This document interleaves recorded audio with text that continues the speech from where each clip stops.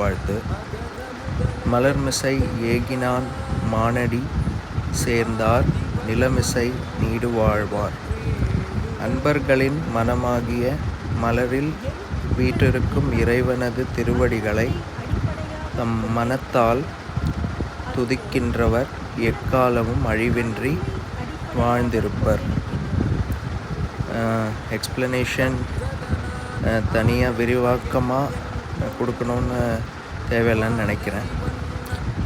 அதோட உரை தான் படித்தேன், திருக்குறள் அண்ட் உரை.